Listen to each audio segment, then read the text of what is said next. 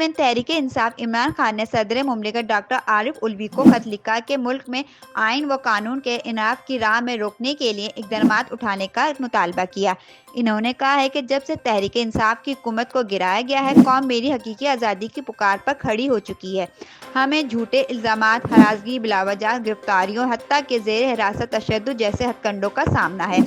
इमरान खान ने वज़ीर आज़म, वज़ीर दाखिला समेत 3 आला शख्सियत का नाम लेकर कहा कि इनका मेरे कत्ल का मंसूबा मेरे इल्म में आया है। गुज़श्ता हफ्ते मार्च के दौरान इस मंसूबे को अमली जामा पहनाने की कोशिश की गई। अल्लाह ने मुझे बचाया। इमरान खान ने कहा है कि बतौर सरबराह रियासत और पाकिस्तान के सुप्रीम कमांडर के तौर पर आपसे इल्तमास है कि कौमी सलामती से जुड़े इन मामला को फौरी नोटिस में लें। अपनी क़यादत में जिम्मेदारियों को तयन के लिए तहकीकात इन जिम्मेदारियों के मुहासे का एहतमाम करें।